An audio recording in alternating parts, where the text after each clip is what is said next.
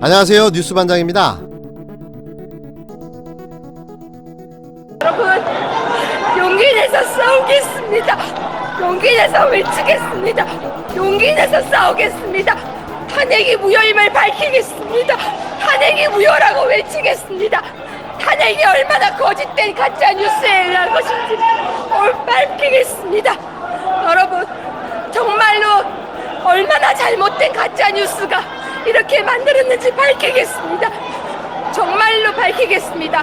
탄핵이 무효임을 밝혀야지만 조국 임명이 잘못된 걸 말할 수 있습니다. 거짓 뉴스에 속아 넘어가지 마십시오. 여러분, 힘내십시오. 대한민국 정치판에 역대 전무후무한 엽기 캐릭터죠.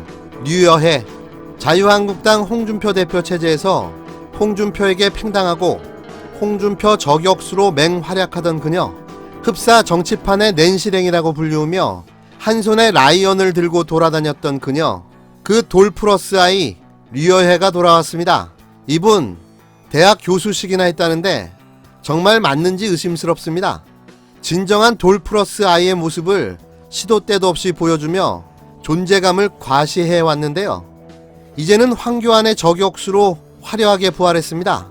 지난 14일 서울역에서 2차 1인 시위를 하고 있던 자유한국당 황교안 대표 앞에 한복을 곱게 차려입은 한 여인이 정말 느닷없이 등장합니다. 누구였을까요? 맞습니다. 류여의 자유한국당 전 최고위원이었는데요.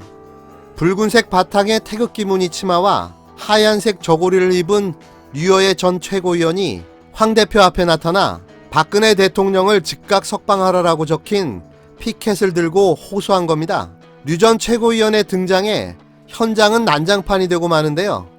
당직자들은 류 전 최고위원을 끌어냈지만 그녀의 특유의 목소리로 왜 나를 밀치냐며 강하게 저항합니다. 그리고 이내 다시 돌아와 황 대표 앞에 무릎을 꿇고 다시 한번 강한 목소리로 박근혜 대통령을 즉각 석방하라, 힘을 합쳐달라고 호소하는데요. 굳은 표정의 황 대표는 잠시 지켜보더니 류 전 최고위원에게 다가와 어깨에 손을 올리고 무언가 이야기를 건넵니다. 그제야 류 전 최고위원은 현장에서 물러나는데요. 정말 빵 터졌습니다. 추석 연휴 성공적으로 끝낼 수 있었던 황 대표의 1인 시위에 류여의 전 최고위원이 재를 뿌리고 사라진 건데요. 역시 항상 그렇지만 적은 내부에 있는 겁니다. 이런 용기 있는 류여의 전 최고위원의 모습에 박수를 보내드립니다. 앞으로 이런 갑툭튀 행보 더 기대해 보겠습니다. 이런 그녀의 행동은 무엇을 의미하는 걸까요? 8개월여 앞으로 다가온 2020년 총선, 본격적으로 불붙기 시작한 자유한국당의 공천전쟁, 그 분열의 시작을 알리는 신호탄인 거죠. 이미 그 전조는 계속되어 왔습니다.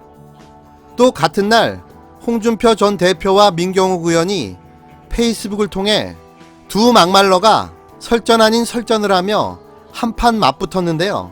가관도 이런 과관이 없습니다. 누가 잘하나 막말 배틀이라도 열린 걸까요? 미니언은 나경원 퇴진을 이야기하며 나를 세웠던 홍 전 대표를 향해 지금 분열을 꾀하는 자는 적이다라며 홍 전 대표를 향해 일침을 날렸는데요. 여기에 진리 없는 홍 전 대표는 오버액션 때문에 당 대변인도 물러난 거라는 것을 아직도 깨닫지 못했나라며 민 대변인의 말을 맞받아치며 조롱했습니다. 조국 장관 임명 후 폭풍으로 시작된 자유한국당의 극한 대립이 이젠 파국으로 치닫고 있는 형국입니다. 총선을 바로 앞둔 상황에 서로의 정치 셈법이 충돌하고 있는 건데요. 거기에 패스트트랙 수사, 정기국회, 2020년 513조 슈퍼 예산안 처리 등 복잡한 정치 함수까지 얽히면서 전국은 다시 요동치고 있습니다. 여기에 중요 변수가 될 한 가지, 계속되는 조국 장관에 대한 강도 높은 검찰 수사인데요.